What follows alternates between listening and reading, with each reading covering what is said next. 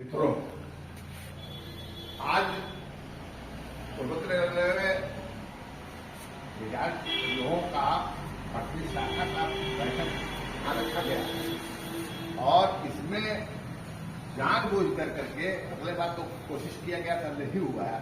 रमन जी को और मुरलीलाल जी को बुलाया गया है कि आप लोग इनकी बातों को सुन करके और इसका फायदा उठाएं। क्या क्या जो है आप लोगों को कभी लगा है या क्या बेनिफिट नहीं मिला है, वह सबका ज्ञान भी दिया देंगे और यह भी बताएंगे उसका निवारण है। चल रहा है तो कहना यही है कि इसके पास जो भी समस्या, जैसे सतीश बाबू का समस्या था, मेरी चोटी लगा करके जो है हल कर दिया गया, मेरा ही समस्या था। रमन साहब ने एड़ी चोटी लगाया, आखिर में उनको करना पड़ा कि उम्मीद कार्ड बन गया। हाँ गुप्ता जी, आपका उम्मीद कार्ड बन गया? हाँ अभी तो आ गया, कल परसों का जाएगा। हाँ तो वह उम्मीद कार्ड बन गया। जिसका उम्मीद कार्ड नहीं बना है हमसे कांटेक्ट करेगा, हम बनवा देंगे। क्योंकि रेलवे में जाएंगे तो श्रीवास्तव कुछ न कुछ गड़बड़ी करके वहीं बुला करा की कोशिश प्रदीप श्रीवास्तव के साथ भानु जी के सहयोग से पूरा कर देते हैं। तो हम जानते हैं कि अब यही पेंडिंग रमेश सिंह का है, रमेश श्रीवास्तव का है और सुभाष का बाकी है। और हमारे यहाँ दो केस आपका वर्ग भी है, आपका भी है, हो गया मतलब दो तीन केस बाकी है। तो उसको आज आप लोगों के चले जाने के बाद उसको जो है फाइनलाइज कर दिया जाएगा लिख करके। और लेखक को भी जो हम ले आए हैं, फटाफट लिखने में महारत हासिल है, जैसा छोटा बड़ा जैसा कहिए लिख देंगे और इनके थ्रू दिला जाएगा। निजामुद्दीन है, निजामुद्दीन। तो ठीक है, अब जो है वहां से ये मिथिलेश सिंह के पास पहुंच जाएगा और आप लोगों का काम हो जाएगा। इसलिए आप लोग ध्यान दे करके और साथियों को लाइए। देखिए हम देवरिया से हैं और हमारे यहाँ 12 लोग बंद आ जाएगा। 10 लेकर आए, 2 नहीं आए। 2 पहले से भगेड़ू थे और आज भी भगेड़ू हैं, आ रहे हैं। आप लोगों के आप जब कोशिश कीजिए कि जो है ज्यादा से ज्यादा लोग आवे, इनके साथ जो है हम अपने बच्चों को समाप्त करते हैं। अगले मीटिंग जो है लास्ट संडे को होगा, जो 23, 24, 25 के नियर अबाउट होगा। और लाज जो है वो मनोज सिंह से बात हुआ है, रनिंग रूम के पास यूनियन ऑफिस है, उसी यूनियन ऑफिस में होगा।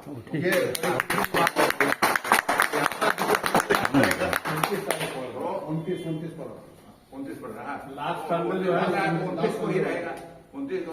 और उसको बाकायदे जो हम लोग 29 अक्टूबर को दशहरा अवसर नहीं है, नहीं 23 तारीख को व्हाट्सएप पर पड़ जाएगा। कोई किसी की डिफिकल्टी होगी उसको भी जो है जवान कर दिया जाएगा और उसको मेंटेन कर लिया जाएगा। उसमें कोई चिंता की बात नहीं है। इतना जानिए कि महीने के लास्ट संडे को ही होना है। और संडे को इसलिए होना है कि सबको जो है आजादी रहती है। मान लें कि अरविंद बाबू को बच्चे को पहुंचाना है, गुप्ता जी को कुछ और काम करना है, उसको कुछ और काम करना है, और संडे के दिन जब सब लोग फ्री रहते हैं इसलिए संडे को रखा गया है। ठीक है, तो आप लोग जो है ध्यान दीजिए और आप भटनी के लोगों को इकट्ठा करने गए वो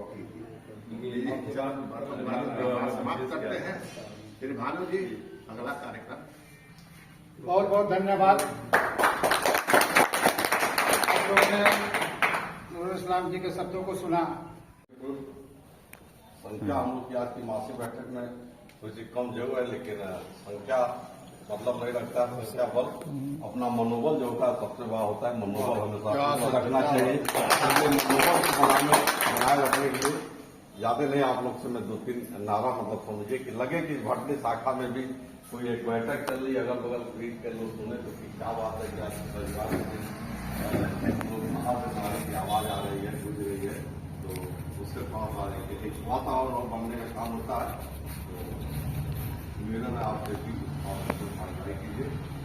पूर्वोत्तर रेलवे पेंशन एसोसिएशन जिंदाबाद, जिंदाबाद, जिंदाबाद। पूर्वोत्तर रेलवे पेंशन एसोसिएशन जिंदाबाद, जिंदाबाद, जिंदाबाद। पूर्वोत्तर रेलवे पेंशन एसोसिएशन जिंदाबाद, जिंदाबाद, जिंदाबाद। पेंशनर एकता जिंदाबाद, जिंदाबाद, जिंदाबाद। पेंशनर एकता जिंदाबाद, जिंदाबाद, पेंशनर एकता जिंदाबाद, जिंदाबाद। जाति हमें नमन जिंदाबाद, जिंदाबाद, जाति हमें नमन जिंदाबाद, जिंदाबाद। जाति हमें नमन जिंदाबाद, जिंदाबाद।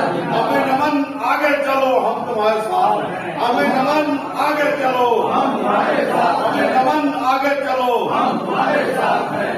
पूर्वोत्तर रेलवे पेंशन एसोसिएशन जिंदाबाद, जिंदाबाद, जिंदाबाद। राजस्थान जिंदाबाद, जिंदाबाद, जिंदाबाद। इनकलाब जिंदाबाद, जिंदाबाद, इनकलाब जिंदाबाद, जिंदाबाद, जिंदाबाद। जो पेंशनर हित की बात करेगा वही देश पर राज करे, जो पेंशनर हित की बात करेगा वही देश पर राज करे, जो पेंशनर हित की बात करेगा वही देश पर राज करेगा। इनकलाब जिंदाबाद, जिंदाबाद, जिंदाबाद।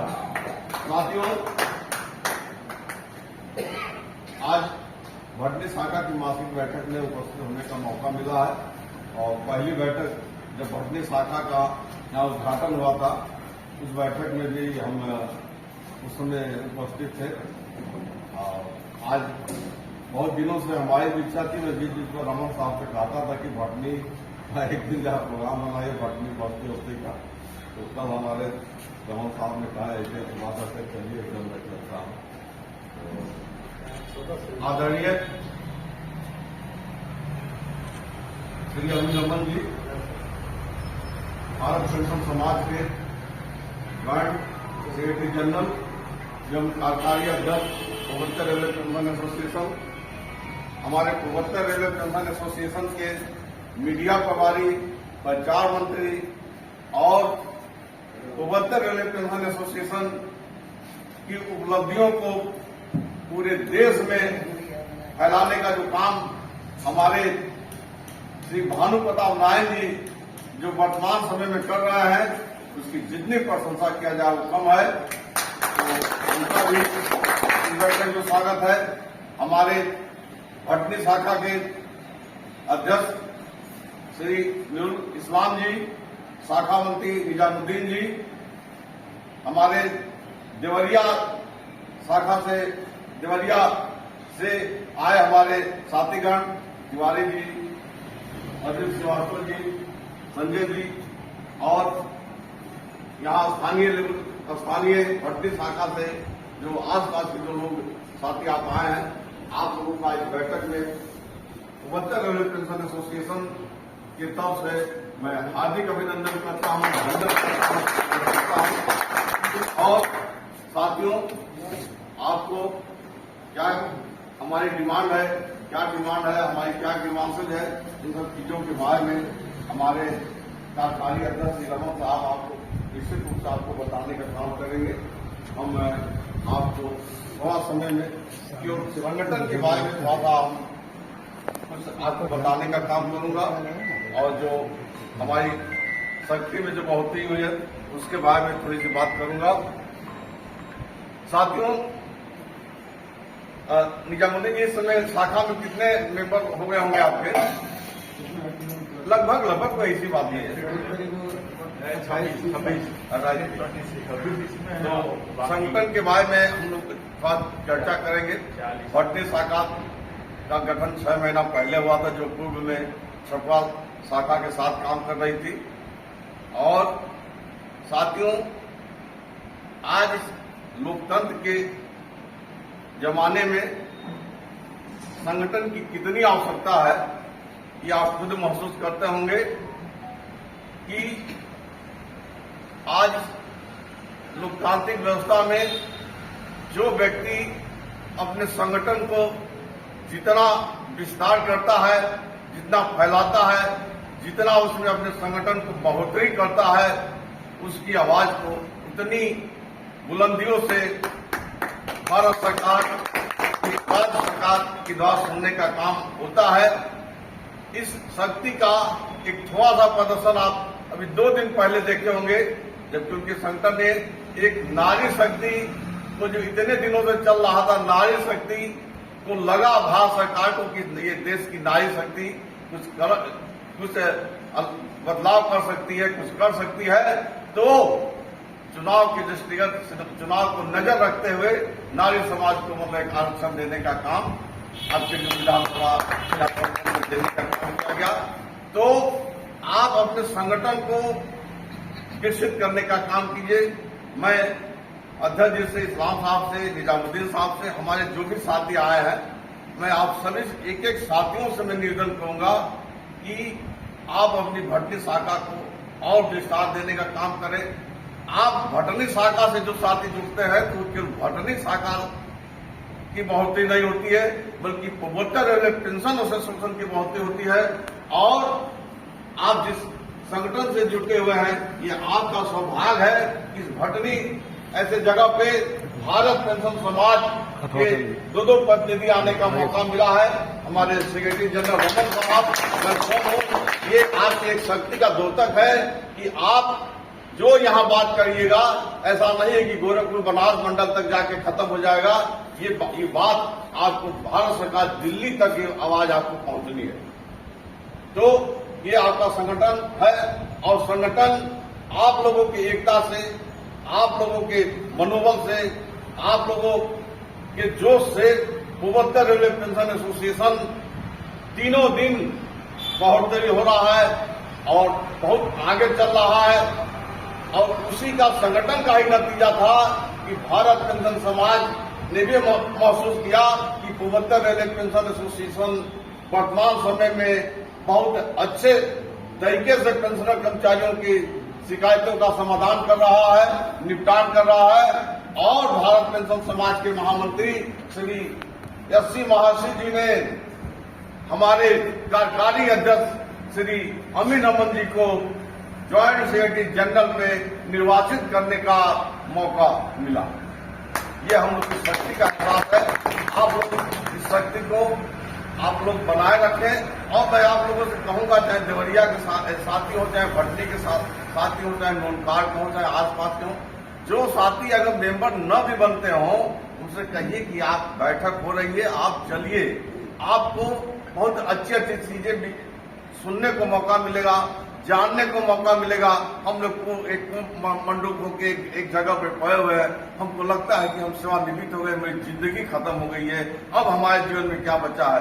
साथियों, कभी कोई व्यक्ति सेवानिवृत्त नहीं होता है। जब तक जीवन है तब तक है, आप सक्रिय हैं और आप अपने दिमाग से बात को निकाल दीजिए कि हम सेवानिवृत्त। मैं अब तक रेल का काम किया, अब मैं समाज का काम करूंगा, अब मैं लोगों के लिए जीऊंगा, लोगों के लिए मरूंगा का काम करूंगा। ये बात अन्य लोगों से भी कहिए, उनको लेके आइए। आप मत मेंबर बनते हैं, ना होता है। और जब वो देखेंगे कि आपकी कार्रवाई देखिए, यहाँ तो ऐसे ऐसे लोग आ रहे हैं, ऐसे ऐसे लोग जुटे हैं और इतनी समस्याओं का समाधान हो रहा है। हमको याद है कि जब शाखा का गठन हुआ था, उस समय बहुत समस्या आई थी, लेकिन आपने कहा कि हमारी समस्या का समाधान हो गया, हमारी समस्या का, हमारे अध्यक्ष जी की समस्या का। ये मैं आपको पूर्ण रूप से विश्वास दिलाता हूं कि पूर्वोत्तर रेलवे पेंशन एसोसिएशन के प्लेटफॉर्म पे जिस समस्या को आप ले आइएगा और जो नियम अंतर्गत होगा, वो उस समस्या का निदान अवश्य होगा, क्योंकि आपका भाग्य है कि इस पूर्वोत्तर रेलवे पेंशन एसोसिएशन का लीडरशिप, नेतृत्व एक ऐसे योग्य और 24 घंटा पेंशनर कर्मचारियों के लिए सोचने वाले श्री अमीन रमन जी का हम लोगों का सहयोग मिल रहा है। हम लोग उनके निर्देशन में चल रहे हैं और आप समस्या ले आइए। ऐसा कोई नहीं, कोई कहता होगा कोई संगठन कि आप समस्या लाइए, लोग समस्या से भागते हैं कि हम किसी तरीके से आए, मीटिंग कर लें, हम मेंबरशिप कर लें, चंदा कर लें, फिर चंदा करके अपना साल के बाद चले आएंगे। लेकिन हमारे रमन साहब जाते हैं, उनसे लोगों से कहते हैं कि आप हमको समस्या बताइए। आपने समस्या बता दिया, आपका काम खत्म हो गया। आपने जो अपना हेडेक था वो आपने पूर्वोत्तर पेंशनर एसोसिएशन को आपने दे दिया। अब यह हमारा काम है, हमारे केंद्रीय नेतृत्व का काम है कि आपकी समस्या का समाधान करना, निदान करना। और ये भी निदान इसलिए हो रहा है कि आप लोगों ने जो अपनी मजबूती को बनाए रखा है। आज आपको यानी रेलवे में 22 शाखाएं चल रही है। आज आपके संगठन से, आपकी एकता से, आपकी आवाज से हमारा जो प्रशासन, जो एनडीए रेलवे का प्रशासन है, वो भी इस आवाज की मजबूती को समझ रहा है कि अब उसमें हमारे कोहली साहब, हमारे भानु प्रताप जी भी जाने का काम किए थे। और हमने तो यूनियन को भी देखा है, यूनियन में भी समस्याओं का कैसे निदान होता है हमने देखा। केवल एक फॉर्मेलिटी निभाई जाती है कि हाँ ये समस्या आया, हमने कह दिया, प्रशासन ने कह दिया कि इसको हम देख रहे हैं, सुन रहे हैं, 2 महीने में कर देंगे, 2 महीने बाद वही समस्या, 2 साल के बाद। लेकिन हम लोगों का केंद्रीय नेतृत्व जब सीपीओ से बात करने जाता है तो एक एक मुद्दे पे सीपीओ साहब से बात होती है और कंसल्टिंग डीलर, ओएस, एपीओ को बुलवाया जाता है और उस समस्या का तत्काल वहीं पे निदान करने का काम होता है। अगर कुछ ऐसी समस्या है जिस पे थोड़ा समय लग सकता है तो सीपीओ साहब समय देने का काम करते हैं कि 15 दिन 1 महीने के अंदर मैं उसका निदान करूंगा। तो साथियों, आप अपने संगठन को मजबूत बनाइए, लोगों को जोड़ने का काम कीजिए, अपनी शक्ति को और बढ़ाने का काम कीजिएगा, क्योंकि आज पेंशनर्स साथियों की जो संख्या हुई वर्किंग कर्मचारियों से ज्यादा होगी। सबसे बड़ी बात है कि जो हमारी संख्या वर्किंग कर्मचारियों से 1.5 के लगभग हो गया। तो इसलिए भारत सरकार, चाहे राज्य सरकार, वो समझ रही है कि आने वाले समय में हम उनकी आवाज को नहीं सुनेंगे, उनकी जेन्युइन डिमांड को नहीं सुनेंगे तो मेरे साथ भी कुछ हो सकता है। और वो आवाज जिस तरफ चला गया उस रास्ते पे एक नई सरकार का गठन करने में भी ये लोग एक केंद्रीय भूमिका निभाएंगे। इसलिए केवल आप अपने को मजबूत बनाए रखिए, अपनी एकता को मजबूत बनाए रखिए, अपनी आवाज को बुलंद बनाए रखिए, तो आपकी जितनी समस्याएं हैं आज नहीं 2 महीने बाद, 6 महीने बाद, साल भर के बाद आपकी समस्याओं का निदान होना है। इन्हीं बातों के साथ मैं आप लोगों का पुनः अभिनंदन करते हुए कि आप लोगों ने, आज मौसम भी थोड़ा खराब है, इस मौसम में भी आप आने का काम किए। लेकिन पुनः आपसे निवेदन करूंगा कि जब अगली बैठक हो तो आप अगल बगल के जो लोगों से मोबाइल से संपर्क करके, व्यक्तिगत रूप से संपर्क करके कि चलो भैया इस बैठक में चलो, वहां क्या बातें होती है उसको देखने का काम कीजिए। तुम मेंबर बनो या ना बनो, तुम समस्या बताओ, मेंबर भी ना बनो, समस्या हमको बताओ, मैं तुम्हारी समस्या का निदान नहीं करता हूं तो तुम कहना। तो आपकी तरफ लोग आकर्षित हुए हैं और आने वाले दिनों में और होंगे।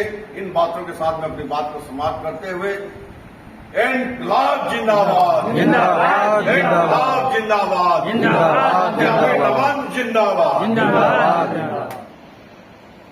आज आप उस दिन से 26 की संख्या में सदस्य के रूप में पहुंचे हैं और भी हर व्यक्ति का यह प्रयास होना चाहिए कि लोगों को लावे इस बैठक में और धीरे धीरे संख्या अपने आप लोग आएंगे, बढ़ेगी। आप लोग 2-3 बात मैं बताना चाहूंगा। मोबाइल तो सबके पास है, व्हाट्सएप एक ग्रुप बना हुआ है आपकी शाखा का, भटनी शाखा का। कितने लोग देखते हैं व्हाट्सएप ग्रुप भटनी शाखा का? सब कुछ देखते हैं लोग? उसके पास नहीं है, मोबाइल नहीं जुड़ा हुआ, बड़ा वाला मोबाइल किसके पास नहीं है? इसका नहीं जुड़ा मोबाइल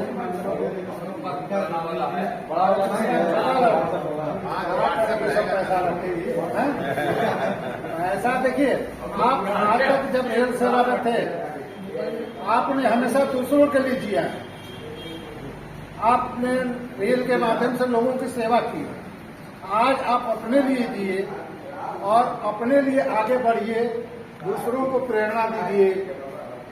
बहुत अब महंगा नहीं रह गया है और कम दाम में भी व्हाट्सएप देखने के लिए। इससे होगा क्या कि आपके यहाँ क्या हो रहा है, क्या नई चीजें आई, क्या सब जानकारी होती है।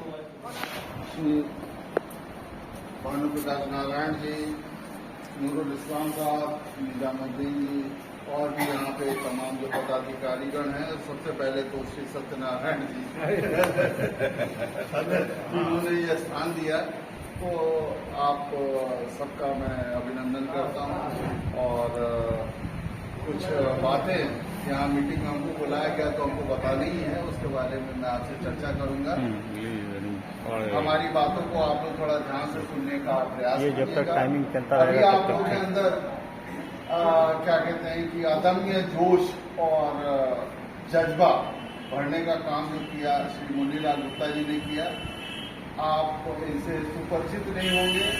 ये सीनियर अकाउंट्स अफसर के पद पर यांत्रिक कारखाना गोरखपुर में कार्यरत थे और उसी पद से ये सेवानिवृत्त हुए हैं। बताइए, एक गजेटेड ऑफिसर, वो भी सीनियर स्केल का, वो कैसे आप लोग के साथ, जैसे कहते हैं ना कि बिल्कुल आपस में मिल जाता है, वैसे मिलजुल के किस तरह करके आपके अंदर वो एक रोजगार व्यक्त कर रहे हैं, जोश भर रहे हैं, तो बहुत बड़ी बात है। और ये भी समझते हैं कि आपकी पीड़ा, इनकी पीड़ा, सबकी पीड़ा एक जैसी है। श्री भानु प्रकाश नारायण जी मुख्य यातायात निरीक्षक के पद से गोरखपुर से रिटायर हुए, किसी परिचय के मोहताज नहीं है, लेकिन इनकी कुछ कलाएं जो हैं, जैसे फोटोग्राफी है, यूट्यूब पे डालना है, फेसबुक पे डालना है, इस पूर्वोत्तर रेलवे पेंशनर्स एसोसिएशन को एक नया आयाम देने की कोशिश करना है, इसको पूरे राष्ट्रीय स्तर पर स्थापित करने का काम करना है। इस काम को ये बखूबी कर रहे हैं और हम समझते हैं कि आप दोनों के लिए एक जोरदार ताली तो होनी चाहिए। दोस्तों, अभी कुछ चर्चा हो रही थी ट्रेन में और मैंने कुछ हिंट्स भी दिया। देखिए, पूर्वोत्तर रेलवे पेंशनर्स एसोसिएशन में जब मेरी एंट्री हुई 2020 के शुरुआत में, तो हमको पहली मीटिंग में जब लोग लेके गए तो विष्णु मंदिर पर एक चद्दर बिछा के 7-8 आदमी 10 आदमी बैठे हुए थे, वहीं पे ले जाके हमको बैठा दिया गया और वहीं पे मीटिंग मैंने देखा, लोगों से बातचीत किया, तो हमने पूछा कि भाई कितने इस एसोसिएशन की कितनी ब्रांचेज चल रही है, तो बताया कि साहब गोरखपुर में 2 ब्रांच चल रही है, 3 ब्रांच चल रही है, एक ये विष्णु मंदिर है, एक जाफरा बाजार में चल रहा है और एक रेल विहार में चल रहा है। हमने कहा कितने लोग आते हैं, तो 10-15 करके लोग आते हैं। इसके अलावा बाहर कितना चल रहा है, तो बाहर पता चला कि साहब एक लखनऊ में ब्रांच है जो यदा कदा उसकी मीटिंग होगी। मैंने कहा कि भाई इस एसोसिएशन को अगर संगठित करना है, इससे लोगों की समस्याओं का निदान करना है, तो इसको निश्चित रूप से एक वेल ऑर्गेनाइज करने की जरूरत है। और उसके बाद जो सिलसिला शुरू हुआ विष्णु मंदिर से उठा के उसको एक स्कूल ले गया, हायर सेकेंडरी स्कूल है जिसका एक बहुत बड़ा विज्ञान कक्ष है, उसमें उस मीटिंग को शिफ्ट किया। आज के डेट में ये होता है कि उस कमरे में एक-एक ब्रिज पे 4-4 लोग बैठते हैं, पसीने से तरबतर रहते हैं, पूरा भरा रहता है, जगह नहीं मिलता है वहां पे। जब जगह नहीं मिलता है तो लोग खड़े रहते हैं। ये हाल है वहां का, जो 6-7 आदमी पे हुआ करता था। और इसी तरह फिर क्या हुआ कि जो राप्ती नगर का ब्रांच था, जहां 10-15 लोग आते हैं, आज वो इंटर कॉलेज के एक बड़े से हॉल में हो रहा है, वहां भी यही स्थिति है, पूरा एकदम भरा रहता है। एक बिछिया ब्रांच जो खत्म हो गया था उसको पुनर्जीवित किया, और कभी आप गोरखपुर गए होंगे, महदीपुर पुल से उतरे होंगे तो देखते होंगे वहां पे एक नेहरू इंटर कॉलेज है, उसका बड़ा सा एग्जामिनेशन हॉल है, उस हॉल में उसकी मीटिंग हो रही है और वो भी पूरा भरा रहता है, काफी वहां भीड़ हो रही है। ये तो 3 ब्रांचेज हुए। जाफरा बाजार में बखूबी अच्छी गैदरिंग होती है। चौथा ब्रांच हुआ रेल विहार फेज 3 में, कमरे में लोग समा नहीं पाते हैं तो ओपन मैदान में करके होता है, कुर्सियां लग जाती हैं सब। और एक लास्ट मालवीय नगर, एक ब्रांच घर से लोग कुर्सी मंगवाते हैं। मालवीय नगर में एक ब्रांच है, तो कल मैं देख रहा था तो वहां भी कमरे के जितने बेंच थे एक भी सीट खाली नहीं थी, पूरा ठसाठस भरा हुआ था। और उसके बाद से धीरे धीरे जब विस्तार हुआ तो इधर आपका भटनी में भी हो गया, उसके बाद से छपरा में भी हो गया, उसके बाद से सारनाथ में हो गया, बलिया में हुआ, प्रयागराज इलाहाबाद में हुआ, बनारस में हुआ, और इधर चलिए तो फैलाबाद, बस्ती, गोंडा, लखनऊ, सीतापुर, इज्जतनगर, काशीपुर, काठगोदाम, ऐसे करके आउट स्टेशन ब्रांच, ऐसे करके लंबा चौड़ा विस्तार इसका होता चला जा रहा है। और विस्तार हो रहा है तो सिर्फ हमारे लफाजी से नहीं हो रहा है, खबर है ना, हमारे खाली बात बनाने से नहीं हो रहा है, धरातल पे काम हो रहा है। सबसे बड़ा जो हमारे सामने समस्या था वो था छपरा ब्रांच, जिसमें बेतहाशा मेंबरशिप की। आज के डेट में उसके व्हाट्सएप पे जाइए तो 300-350 आदमी आपको मिलेंगे। और सबसे बड़ा ब्रांच है, उसी ब्रांच में से कट के इस भट्टी को एक ब्रांच बनाया गया। और उस ब्रांच में इतनी ज्यादा लोगों के सामने समस्याएं थी कि कुछ कहने का हद नहीं है। आज के डेट में वहां के जो ब्रांच सेक्रेटरी हैं श्री मिथिलेश सिंह जी, उनके पास कोई केस ही नहीं रह गया है, वो खाली बैठे। क्या क्यों खाली बैठे हुए हैं? इसलिए खाली बैठे हुए हैं कि सारी समस्याओं का समाधान हो गया। अब उनके पास हम केसेस को ट्रांसफर करा रहे हैं, लखनऊ से ट्रांसफर करा दे रहे हैं, इज्जतनगर के ट्रांसफर करा दे रहे हैं, टिपिकल केस। क्यों? क्योंकि हर व्यक्ति के अंदर एक बहुत बड़ी शख्सियत होती है। जैसे यहाँ निजामुद्दीन भाई हैं, इनके अंदर भी कुछ विशेषता है जिसको मैं बड़ी करीबी से मैं पहचानता हूँ। बहुत ही जवाबदेह है, बहुत ही जिम्मेदार आदमी। कुछ भी कह दीजिए तो पीछे पड़ जाते हैं और उसको जब तक पूरा नहीं करते हैं दम नहीं लेते हैं, सांस नहीं लेते हैं। तो ऐसे ही मिथिलेश सिंह के अंदर भी एक खासियत है, वो बहुत बड़ी खासियत है। हालांकि चीफ टीटीआई कैडर से रिटायर हुए, टीटी इंस्पेक्टर थे, उनको एस्टैब्लिशमेंट का कुछ पता नहीं, लेकिन उनके अंदर एक ललक थी कि हम सीखें। और उन्होंने बहुत ही ईमानदारी के साथ हमसे बात करना शुरू किया और एक ही चीज मैं उनको सिखाता चला गया। वो करते क्या है, कोई ग्रीवांस आया, फर्ज कीजिए कि आप लोग की कोई ग्रीवांस है, आपने निजामुद्दीन को सौंपा, निजामुद्दीन जी टाइम टू टाइम जाते रहते हैं, छपरा पता लगा हुआ एप्लीकेशन वहां पे दे देंगे और फिर वो एप्लीकेशन उन्हीं के पास रहेगा, मेरे पास नहीं आता है। एप्लीकेशन मिथिलेश सिंह जी के ही पास रहेगा, लेकिन मिथिलेश सिंह जी हमसे बात करेंगे, सर फला का एप्लीकेशन आया, उनका यही डायलॉग होता है, फला फला का एप्लीकेशन आया, 2 आदमी का आया, 3 आदमी का, वो बताते हैं। बहुत बढ़िया भैया, पहले एप्लीकेशन में क्या है, वो पढ़े रहते हैं, फटाक से बताते हैं ऐसे ऐसे ऐसे ऐसे केस है। जब बताते हैं तो मैं समझ जाता हूँ। एक डॉक्टर होता है ना, जब हजारों मरीज का इलाज कर देता है तो मरीज को देख के ही समझ जाता है कि भैया ये सीजन वायरल फीवर का किसको वायरल हुआ होगा, समझ जाता है। तो ऐसे ही हम लोग इस चीज की डॉक्टरी करते करते समझ गए हैं कि किस केस में क्या इलाज होना है, कौन सी इंजेक्शन लगेगा, वो हम लोग समझ जाते हैं। तो वो बताते हैं, बताने के साथ ही उसको समझ जाते हैं। और तब मैं उसे कहता हूँ कि फला डॉक्यूमेंट को व्हाट्सएप करो। उनके पास इतना पोथा डॉक्यूमेंट है एप्लीकेशन के साथ, सारे डॉक्यूमेंट नहीं लेते हैं, कोई पर्टिकुलर डॉक्यूमेंट मांगते हैं, वो व्हाट्सएप पे आता है, उसको पढ़ते हैं। उसके बाद मैं कहता हूँ अच्छा मिथिलेश जी लिखिए, और वो फटाफट पेन और पेंसिल निकाल के और जो भी चीज होता है मैं चेक करता हूँ, वो लिखते हैं। और लिखने के बाद से उसको वो क्या करते हैं, सॉफ्टवेयर पे डालते हैं, सीपेनग्राम पे डालते हैं। कहीं आरटीआई का मसला हुआ तो आरटीआई का एप्लीकेशन बनाते हैं, कहीं ईमेल करना होता है तो ईमेल का मैटर तैयार करते हैं। एक एक चीज वो तैयार करते हैं, ठीक है। अब हमारी जवाबदेही सिर्फ ये होती है कि उनके बताए हुए पे एक्शन लेना। मैं उनको बताता हूँ, उन्होंने सीपेनग्राम पे डाला, जब उसका परिणाम आया तो वो खोल के और क्या करते हैं कि उसको अपने पास रख लेते हैं, पढ़ लेते हैं, मुझको बताते हैं कि ये चीज आया। जरूरत पड़ती है मैं मानता हूँ, पढ़ता हूँ, पढ़ने के बाद से फिर उसका जो समाधान होता है फिर काउंटर कराता हूँ। ऐसे 2 से 3 स्टेप में, 4 स्टेप में हर चीज का समाधान। बात अच्छी तरह समझ में आई। तो कहने का ये तात्पर्य है कि अगर आप लोग के साथ पेंशन की कोई समस्या है, बैंक की कोई समस्या है, मेडिकल से रिलेटेड कोई समस्या है, किसी भी तरह की कोई समस्या है, तो एप्लीकेशन लिख के श्री निजामुद्दीन जी को दीजिए।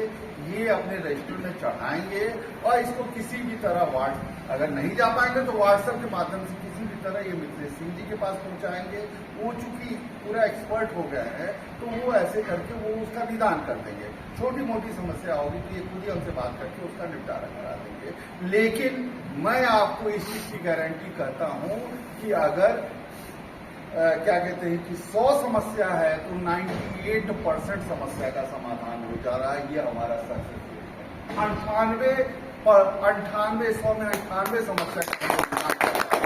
एक कोई समस्या पड़ता है तो उसमें टाइम लगता है, उसको उस लेवल पे ले जाना पड़ता है, वो भी हम लोग कर रहे हैं। दोस्तों, आप लोगों की यूनिटी का बहुत बड़ा एक परिणाम निकला है। परिणाम ये निकला है कि हमारा पूर्वोत्तर रेलवे का जो प्रशासन है, चाहे वो जीएम हो, चाहे एजीएम हो, चाहे एसडीजीएम हो, और चाहे कार्मिक शाखा हो या अकाउंट शाखा हो, सबके सब आपकी ताकत को पहचान रहा है। और इसका नतीजा हुआ कि मैं अपनी परिवार के साथ थाईलैंड ट्रिप पे था। सीपीओ का फोन हमारे पास आया, क्या कि हम सीपीओ से मैं आपसे मीटिंग करना चाह रहा हूँ। मैंने कहा किस चीज का मीटिंग सर? तो पेंशनर्स की कोई समस्या हो तो उसके बारे में हम चर्चा करना चाह रहे हैं। तो फिर मैंने बताया कि मैं तो आजकल थाईलैंड आया हूँ, 16 तारीख को मैं पहुंचूंगा, उसके बाद मैं आपसे बात करूंगा। आदमी को लगाया गया, बातचीत हुआ और उसके बाद से एक डेट फिक्स हो गया। वो महीना था फरवरी का महीना। फरवरी के महीने मुनीलाल गुप्ता जी, देवेंद्र मणि त्रिपाठी, वो भी सीनियर स्केल से पर्सनल डिपार्टमेंट से रिटायर हुए हैं। ये एक अर्जुन कुमार कोहली जी हैं, वो हमारे महामंत्री हैं, 86 ईयर से हैं, बहुत बड़ा अनुभव है उनके साथ। वो 3-4 लोगों की टीम गई और उनसे बात की एक मुद्दे पे, और जिन जिन मुद्दों को उठाया गया उन सारे मुद्दों का समाधान करवा के हम लोगों ने दम लिया।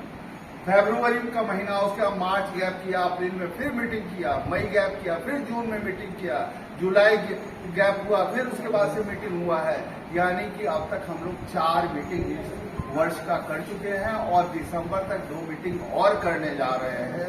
यानी कि साल में एक तरह से हमारा 6 मीटिंग सीपीओ के साथ फिक्स हो गया है। और हर मीटिंग में उन मुद्दों को हम लोग उठाते हैं।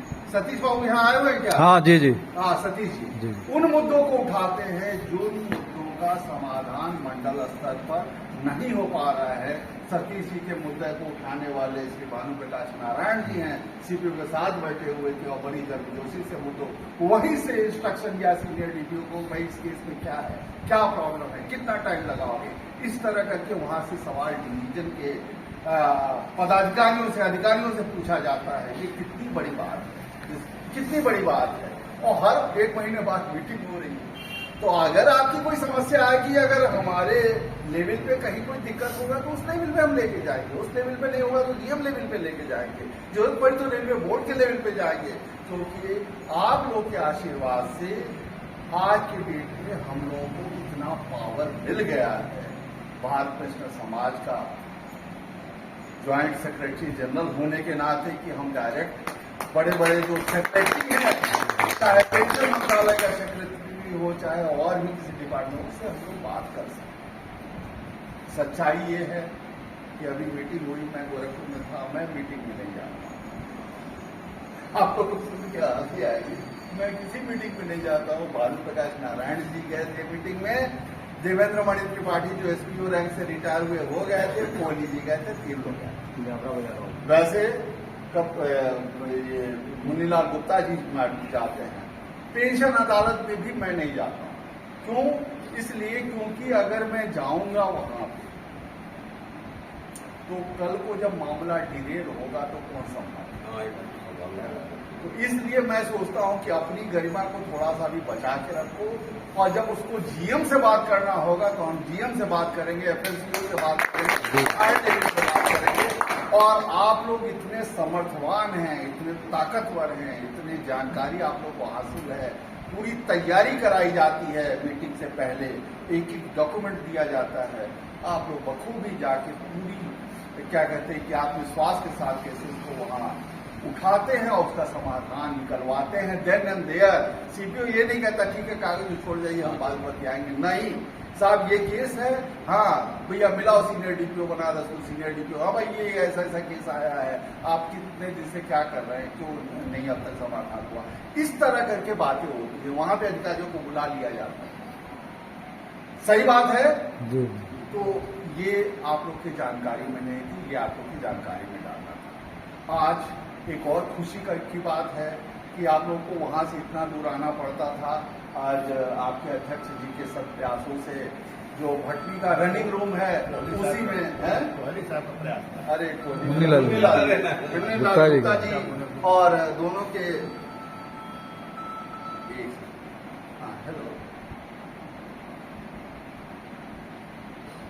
तो वो जो लेबर है उसके साथ चले जाओ और मुझे कोई स्कूटी पे नहीं हनुमत क्या नहीं जाना, वो जानता है करना, कल उसका डेट वेट भी क्या हो गया, 12 बजे वो नायक वाला को मामले करना जरूरी है, वो उसको लिए जाओ उसको।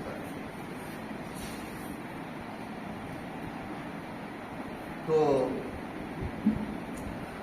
आप दोनों ने के तालमेल से आज ये भी निर्धारित हो गया कि अगली मीटिंग हम लोग भटनी में रनिंग रूम है, वहाँ लड़कों का कार्यालय है, उस कार्यालय में करेंगे और धीरे धीरे वहाँ की और भी व्यवस्था अच्छी हो जाएगी। उससे फायदा ये होगा कि दूर दराज 1-1.5 किलोमीटर चलना नहीं पड़ेगा, वहीं निपट जाएंगे, गाड़ियाँ भी बड़ी आसानी से दिख पड़ेगा। अच्छा न्यूज है जी जी जी जी बिल्कुल।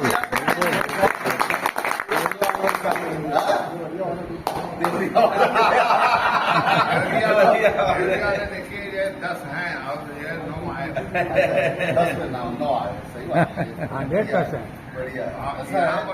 ऐसा है कि सुनिए, मेरा एक और प्रस्ताव है कि ये मीटिंग किया जाए जनवरी से लेके जून तक इसको देवरिया में कोई स्थान निर्धारित कर लीजिए और जुलाई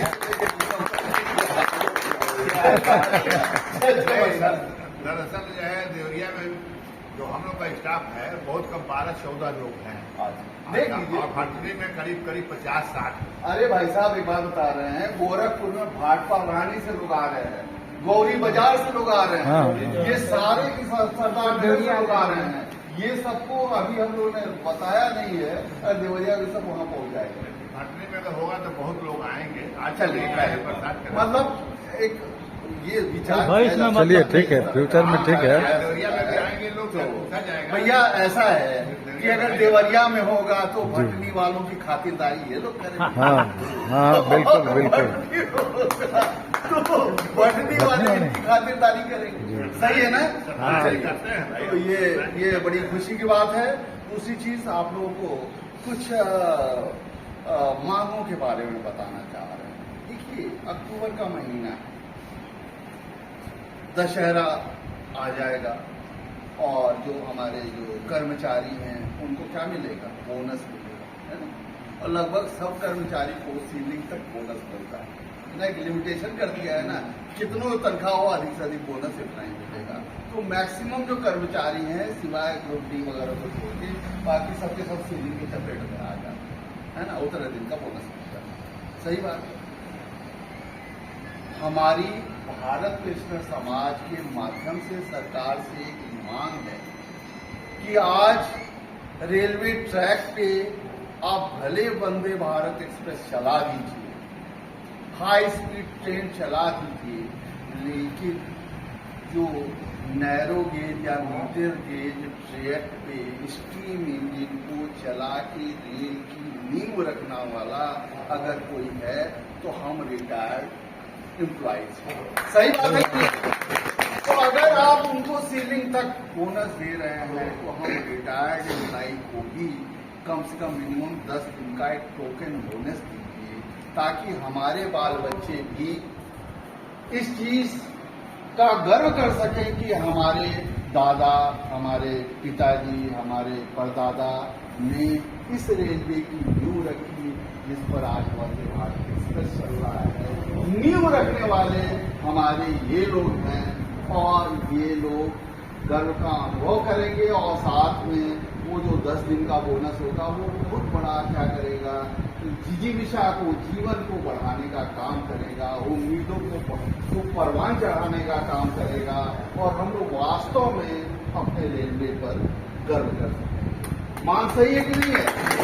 तो हमारी इस फोरम से भी ये सरकार से मांग है और भारतीय पेंशनर समाज की ओर से तो हम इस मांग को कर ही रहे हैं।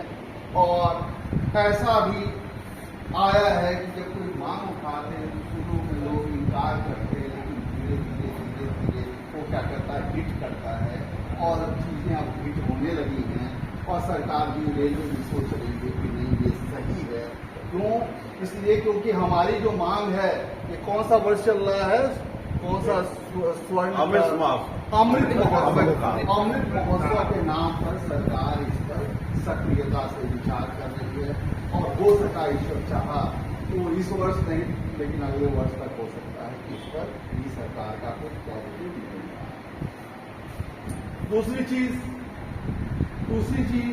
65, 70, 75 पर 5%, 10%, 15% एडिशनल बोनस की जो हम लोगों की मांग थी, पेंशनर्स एसोसिएशन की मांग थी, वास्तव में इस मांग को सरकार के द्वारा गठित संसदीय समिति ने इस पर अपनी जोरदार वकालत की है, जोरदार संस्तुति दी है और संसदीय समिति ने कहा है कि जो हमारे पेंशनर्स बुजुर्ग हैं, जब वो शारीरिक रूप से असमर्थ होने लगते हैं तो उनको परिचारक की आवश्यकता पड़ती है, हेल्पर की आवश्यकता पड़ती है।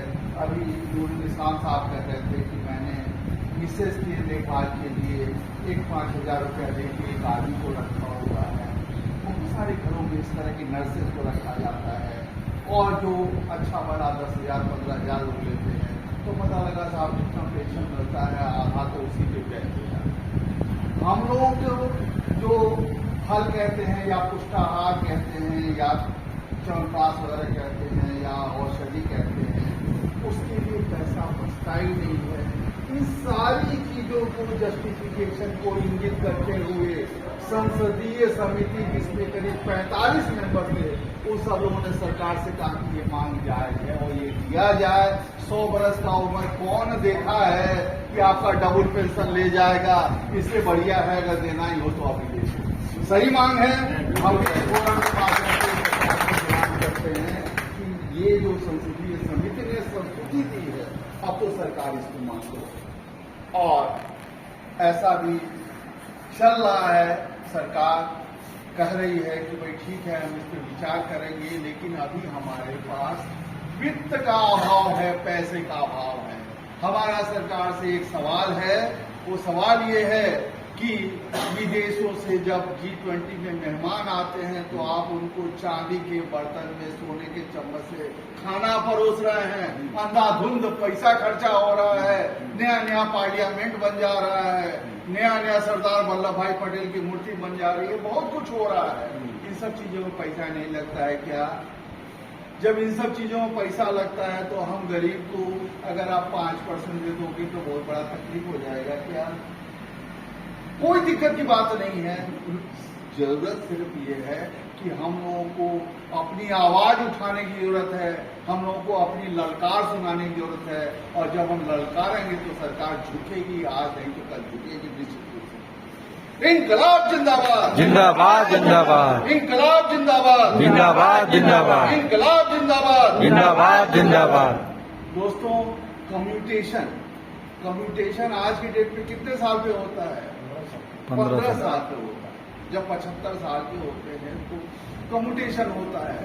हकीकत क्या है कि जो पैसा सरकार 40% हम बेचते हैं तो 40% बेचने की एवज में जो सरकार कटौती करती है ना, माइनस करती है, तो वो हकीकत में तो 10 से 11 साल में रिकवर हो रहा है। 10 साल में तो भैया जब 11 साल में रिकवर हो जा रहा है तो 15 साल क्यों? सारा मैथमेटिक्स लगा के हम लोगों ने देख लिया 11 साल के अंदर ये रिकवर, तो 15 साल में क्यों रिस्टोरेशन कर रहे हैं?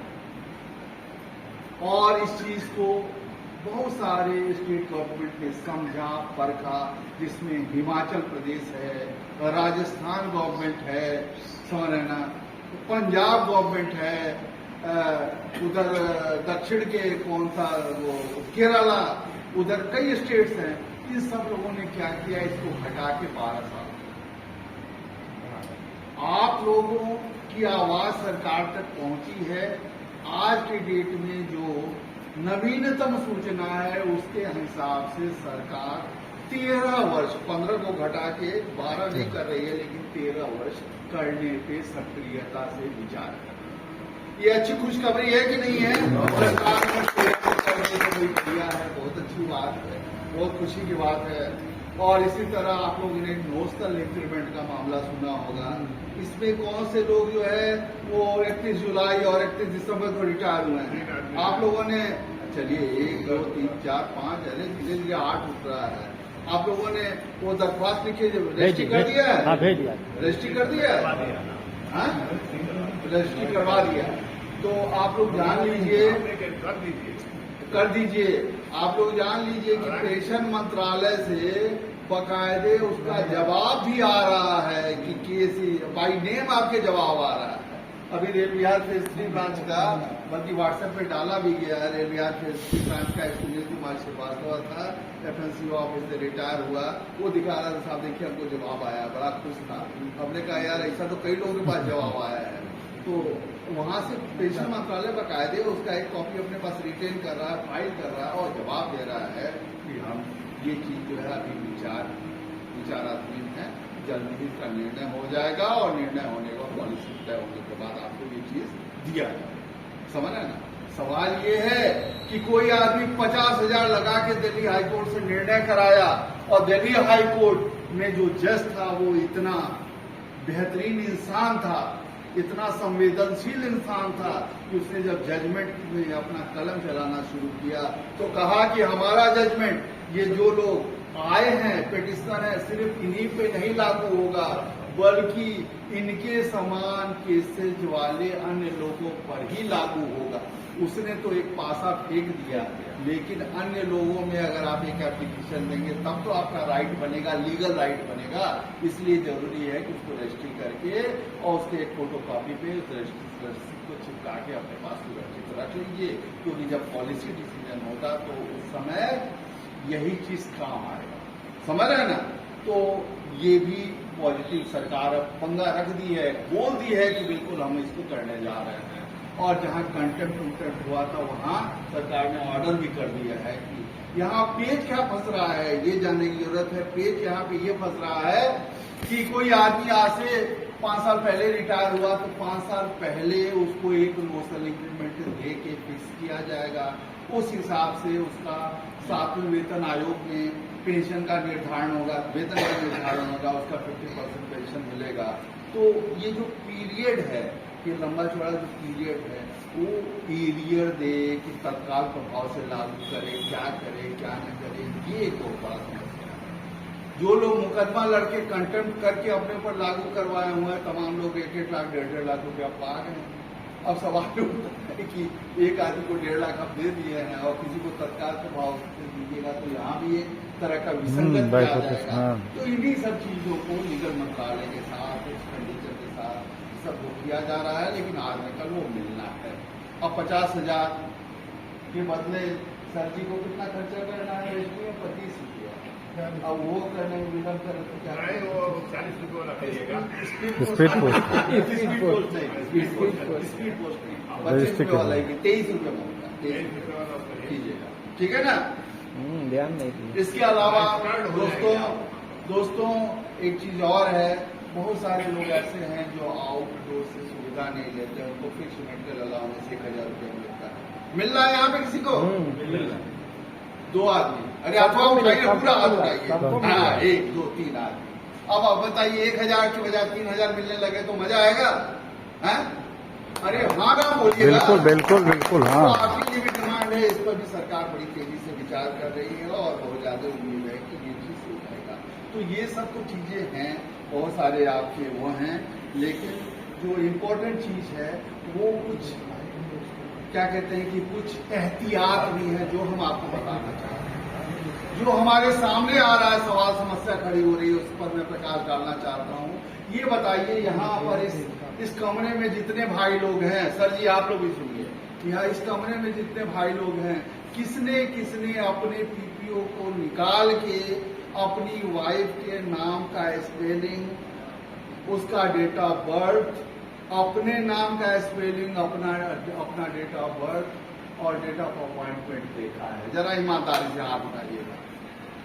1, 2, 3, 4, 5, 6, 7, 8। आप नहीं देखें क्या? नहीं देखे? पीपीओ नहीं देखे अभी? अपना पीपीओ ध्यान से। और बाकी लोग नहीं देखे हैं। तो आज का हमारा यहाँ आना, सुन लीजिए, आज का हमारा यहाँ आना तभी सार्थक होगा। सुनिए बात को सुनिए, तभी सार्थक होगा जब आप लोग जितने लोग हैं सब लोग घर पे जाइए और अपना पीपीओ खोलिए और देखिए कि हमारे वाइफ के नाम का जो स्पेलिंग है वो सही है या गलत है, इसको चेक कीजिए और उसका जन्म तिथि चेक कीजिए कि ये जो जन्म तिथि है ये आधार कार्ड से मैच कर रहा है कि नहीं कर रहा है। ये जो नाम का स्पेलिंग है ये बैंक अकाउंट पासबुक पे जो नाम लिखा है उससे मैच कर रहा है कि नहीं कर रहा है। आप लोग चेक कर सकते हैं। कौन कौन वादा करता है? सब लोग वादा करते हैं ना। तो आप लोग क्यों इसके ये मैं कह रहा हूँ इसलिए कहा है कि आज तक इस पर कोई कानून नहीं निकला हुआ था, लेकिन अब रेलवे बोर्ड ने कानून निकाल दिया। कानून क्या निकाल दिया? चिट्ठी निकाल दिया कि पेंशनर के बाद उसकी वाइफ के नेम का स्पेलिंग में नहीं सुधार किया जाएगा, उसके डेट ऑफ बर्थ में नहीं सुधार किया जाएगा। क्यों नहीं सुधार किया? इसलिए नहीं किया जाएगा क्योंकि एस्टेब्लिशमेंट का कोई कोडल प्रोविजन इसकी अनुमति नहीं देता है और पत्नी या विधवा खुद अपने नाम के स्पेलिंग को सुधरवाने की हकदार नहीं। बात समझ रहे ना? हमारे पास 4 केसेस ऐसे आके फंस गए हैं जिसमें नाम का स्पेलिंग था, मिस्टेक था और बैंक वाले ने फैमिली पेंशन देने से मना किया।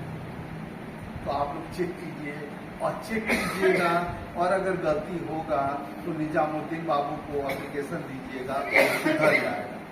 बात समझ रहे ना? वो अभी सुधरवा देंगे, अभी हमारे कंट्रोल में है, बाद में नहीं सुधर पाएगा। अभी क्या हुआ कि एक हम लोग के पेंशनर में और बड़े महेंद्र नाथ दुबे जी हैं, वो अपनी वाइफ का स्पेलिंग कहने लगे कि वाइफ का नाम जो है शशि है, SASHI और यहाँ पे SASI लिखा हुआ है। हमने कहा ठीक है भैया दे दो, और कुछ करे और कुछ नहीं है। हमने कहा ठीक है, हमने दिया, उनका सुधर गया। एक सतीश कुमार अकेला जी हैं, जानते होंगे, बड़े अच्छे कवि हैं, बड़े मशहूर आदमी हैं। हमारे घर पे आए, सर जी मिलना चाहते हैं। तो भैया आ जाइए। आ गए, कह रहे साहब मेरा नाम सतीश चंद्र सक्सेना है और पीपीयू में सतीश चंद लिखा हुआ है। तो चंद अचंद्र CHAND और CHANDRA ये फर्क है। ठीक है भैया, इसको ठीक करवा देते हैं। पत्नी के नाम का कहने पत्नी के नाम में नहीं कोई प्रॉब्लम है, हमें डेट ऑफ बर्थ है तो कोई प्रॉब्लम नहीं। और कोई चीज तो साहब एक और है दिक्कत। हमने कहा क्या? तो पीपीओ में हमारा हेड टाइपिस्ट लिखा हुआ है। हमने कहा क्या होना चाहिए? तो कहने चीफ टाइपिस्ट होना चाहिए। हम कहे चलिए ठीक है, ये दोनों हमने कहा कि ठीक है हम सुधरवा देते हैं। दिए, कागज पत्र लिखे, पढ़े और साहब 5वें दिन आ गया नया पीपीओ उनके पास बन के आ गया। जब पीपीओ बन के आ गया तो उन्होंने कहा साहब बन गया, बड़ी खुशी की बात है। हमने कहा इसी पे लिख दो कि और लोग भी चेक करें। उन्होंने लिखा, बहुत सारे लोगों ने चेक किया, एक और केस आ गया, वो सभी सुधरवाने की कार्रवाई हो गई। ये भैया दूसरा दिन तो गुजरेगा, तीसरे दिन फोन किए वहां से होके, सर जी गड़बड़ हो गया। हमने कहा क्या गड़बड़ हो गया? हमारे वाइफ के नाम का स्पेलिंग गलती है। तो हमने कहा तो मैंने 4 बार पूछा आपसे, तो आपने तो कहा नहीं, अब मैं क्या करूं? है कहने कि आप कैसे ठीक होगा, वाइफ बड़ी डांट रही है, बड़ी झगड़ा कर रही है। और देखा तो ऐसा है कि अब 3 महीना तो अब छुएंगे भाई, रोज पीपीओ नहीं ना चेंज होगा। 3 महीना तो हमारी भी खुद प्रतिष्ठा है, सब लोग जानता है कि हम ही करवाते हैं। तो 3 महीना साथ तो बना। तो कहने का ये मतलब है क्या कि एक पीपीओ ऐसे ही है, उसमें नाम था पत्नी का विमला देवी, VIMLA देवी TEY, और उसके पीपीओ ये विमला देवी किसके, इसके हाई स्कूल सर्टिफिकेट पे लिखा हुआ था, उसके आधार कार्ड पे लिखा हुआ था विमला देवी, उसके पैन कार्ड पे लिखा हुआ था विमला देवी, लेकिन पीपीओ पे लिखा हुआ था VMLA विमला, VMLA देवी नहीं लिखा होता पीपीओ पे। ठीक है ना? तो भाई चलिए ठीक है, वो चीज को सुधरवाने के लिए जब दिया गया तो प्रशासन ने कह दिया कि साहब इनके जो सर्विस रिकॉर्ड है उसमें यही स्पेलिंग लिखा हुआ था, हमने लिख दिया। उसके बाद प्रशासन ने कहा इतना ही नहीं साहब, इनका जो वो देखिए मेडिकल कार्ड देखिए तो मेडिकल कार्ड में विमली लिखा हुआ है और देवी भी नहीं लिखा हुआ है, तो साहब वहाँ ही गड़बड़ है। तो ऐसे करके 3, 4, 5 जगह गड़बड़ था। अब उसके बाद बैंक जो है पैसा देने से मना कर दिया, पेंशन देने से मना कर दिया। अब हस्बैंड की डेथ हो चुकी है, वो परेशान और वो भी इतना सोर्स लगवाया कि अकाउंट डिपार्टमेंट ने कह दिया कि साहब वो कानून ले आइए जिसमें किसी वीडियो को ये हक है कि अपने नाम का स्पेलिंग चेक करवा दे। अब भैया शाहरुख खान ने चेक, तो भैया उनको पेंशन नहीं मिलता। और ऐसे 4 केस फंसे, बात समझ रहे हैं ना। तो इसलिए इस चीज की अहमियत को समझिए, अपने नाम का खुद का स्पेलिंग चेक कीजिए। जैसे अभी एक और केस था, नाम था अजीत कुमार श्रीवास्तव, उनके पीपीओ पे लिखा हुआ था AJIT अजीत कुमार श्रीवास्तव, बढ़िया लिखा हुआ था। लेकिन होना क्या चाहिए था, AJEET होना चाहिए था। उन्होंने पीछे पढ़ के सुधरवाया। आपके साथ भी तो कुछ था ना ऐसे ही? क्या था?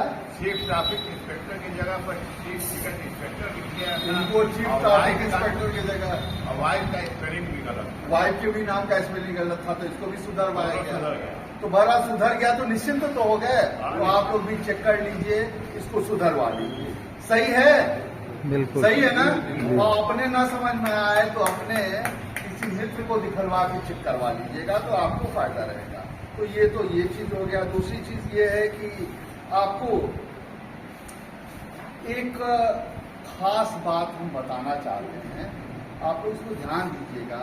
ये बताइए कि किसने अपने घर में खूंटी में छोटा सा झोला टांग के उसमें UMID कार्ड का फोटो कॉपी, आधार कार्ड का फोटो कॉपी, लड़का वाला मेडिकल कार्ड का फोटो कॉपी, है ना, रखा हुआ है? किसने रखा हुआ? 1, 2, 3, 4, 5, 6 आप नहीं रखे क्या सर? अरे भैया जो नहीं रखे हैं तो वो रखिए। क्यों?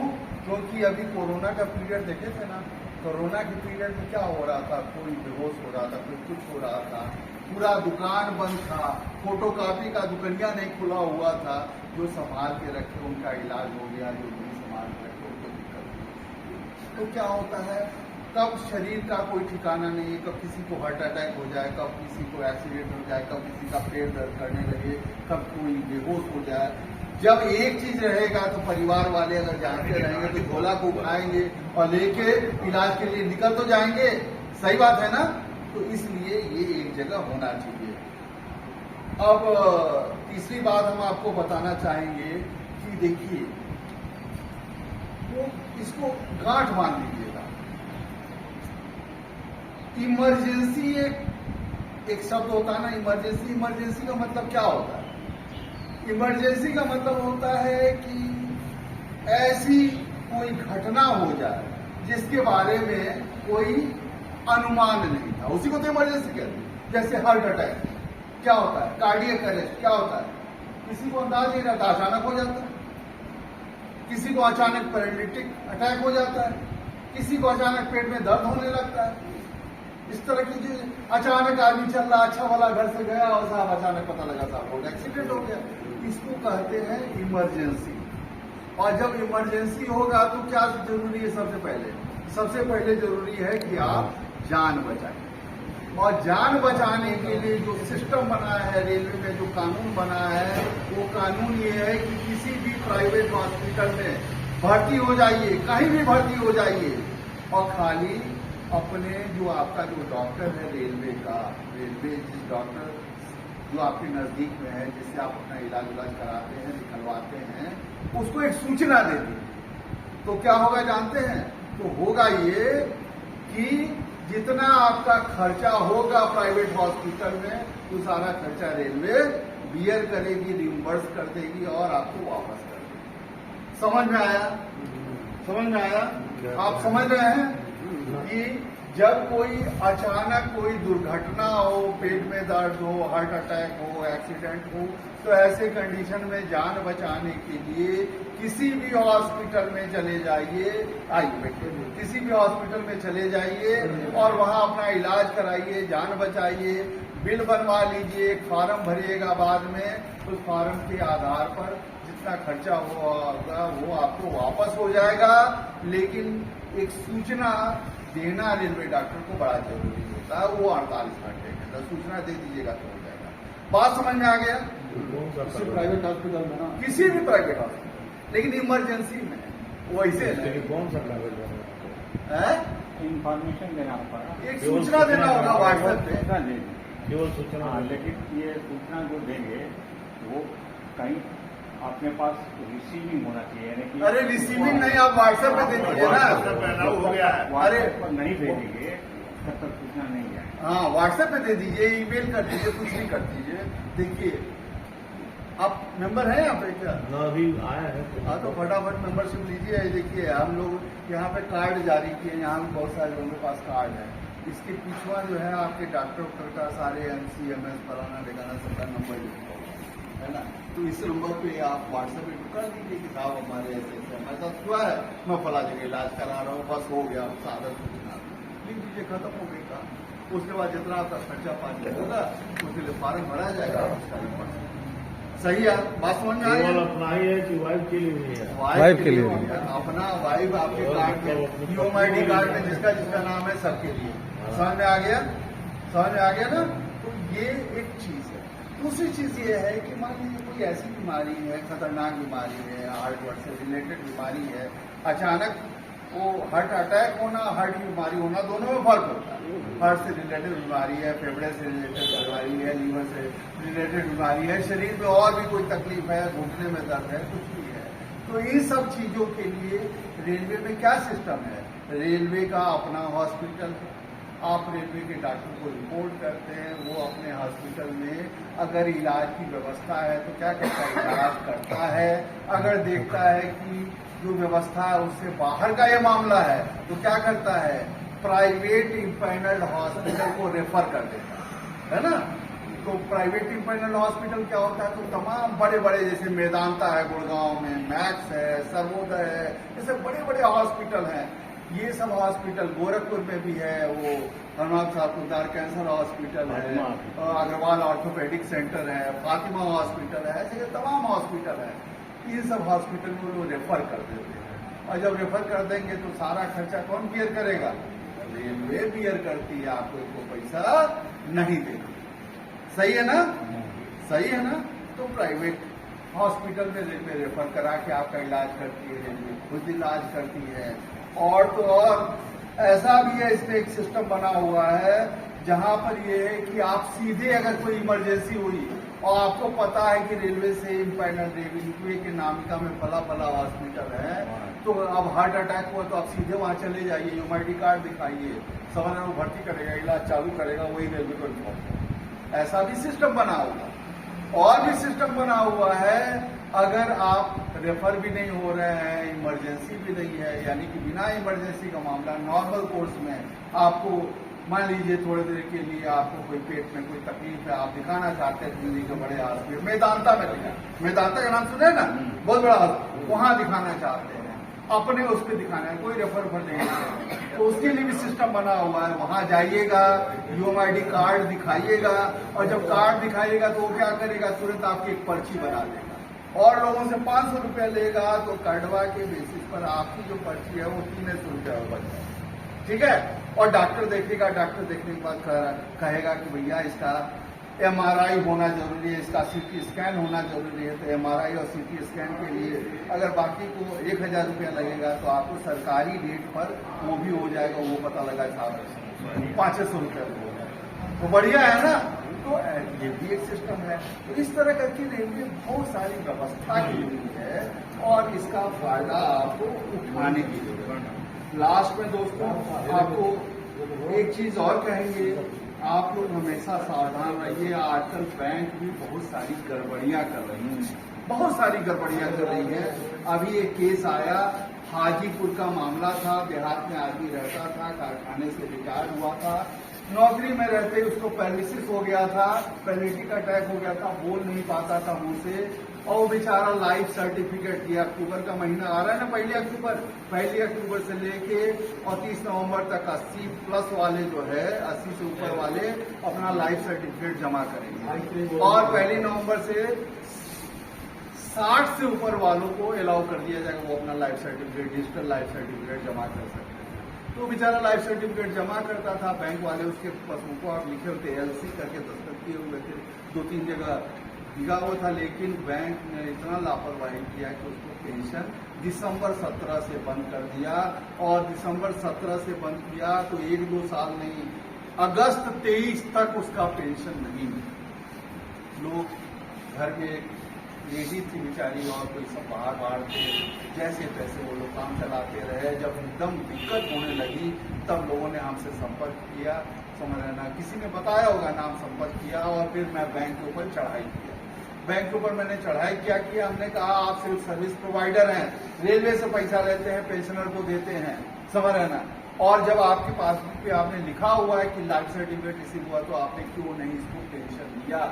इतने 6 साल 17 से 17, 3, 20, 23, 6 साल तक ये भुगतता रहा आदमी, इसका जवाबदेही कौन लेगा, जिम्मेदारी कौन लेगा।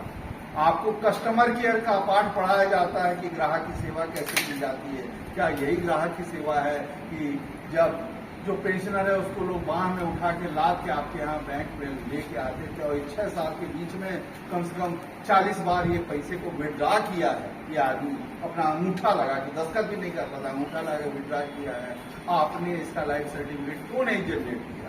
और जानते हैं जब लिखा पढ़ी हुई और पूरा इसमें बवाल हुआ तो क्या कहते हैं कि बैंक ने उसके खाते में एक बैग 16,75,444 रुपया क्रेडिट किया, इतने पूरे अब हमने कहा कि इसमें करीब 2.5 लाख के लगभग जो है आपने तो इनकम टैक्स कटवा दिया। अरे भैया टाइम पे दिए रहते तो पैसा एक्यूमुलेट नहीं होता, 16 लाख नहीं इकट्ठा होता, और 16 लाख इकट्ठा हो गया तो आपने इनकम टैक्स इसमें कटवा दिया। इसके लिए कौन जवाबदेह है, समझ रहे ना। हमने कहा आपको ब्याज देना पड़ेगा, तो डर से हमारे 2 लाख और उसने रिलीज किया, बहुत ब्याज रिलीज कर दिया बैंक ने, समझ रहे ना। ये कितनी बड़ी बात है, ये ऐसी बात है। ऐसे ही एक डॉक्टर अनिल कुमार मुखर्जी का मामला है, उस केस में ऐसा हुआ था कि डेट बताते हैं नवंबर 2018 में उसका नया PPO बना 7वें वेतन आयोग का, और स्टेट बैंक के पास पहुंच गया। कहां पहुंच गया, स्टेट बैंक के पास पहुंच गया, और स्टेट बैंक ने रिवाइज PPO के हिसाब से उसको पेंशन नहीं दिया। बात तो समझ रहे ना, रिवाइज PPO के हिसाब से पेंशन नहीं दिया। जब उसकी जनवरी 2023 में डेथ हुई, बात को समझ रहे ना, जनवरी 2023 में जब उसकी डेथ हुई तो उसकी विडो ने फरवरी के महीने आवेदन दिया कि साहब हमारे हस्बैंड की डेथ हो गई है, हमको पारिवारिक पेंशन दीजिए। तब जानते हैं बैंक क्या कह रहा है कि जिस PPO के बदौलत आपको पारिवारिक पेंशन देना है उस पर काउंटर साइन नहीं। बताइए, अरे बेटा तू 18 से लेके और 23 जनवरी तक क्या कर रहे थे, तुमको होश नहीं आया। यही चीज, यही शब्द मैंने इस्तेमाल किया, और लास्ट में उसके बाद से खूब उस पर कॉरेस्पॉन्डेंस हुआ, और लास्ट में बैंक ने उस केस में भी ये अमाउंट लिखा हुआ है 17,227,000 रुपया उसके खाते में विडो में क्रेडिट किया, और कहा कि सितंबर के महीने से आपको रेगुलर पेंशन मिलेगा। लिहाजा आप लोग भी देखिए अपने अकाउंट को, कहीं बैंक गड़बड़ पेमेंट तो नहीं कर रहा है, क्योंकि डॉक्टर साहब जैसा आदमी वो नहीं पकड़ पाया कि रिवाइज डेट से पेंशन मिल रहा है कि नहीं मिल रहा है। साधारण आदमी से क्या उम्मीद करता है। तो इस तरह की तमाम बातें हैं।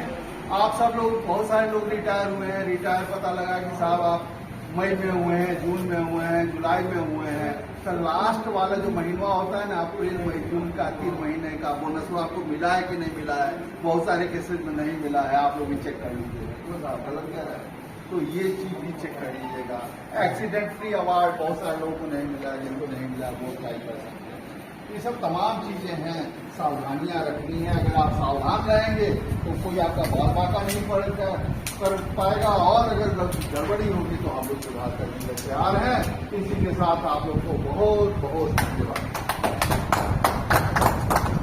अरे जोर से ताली बजाइए ना, तो आप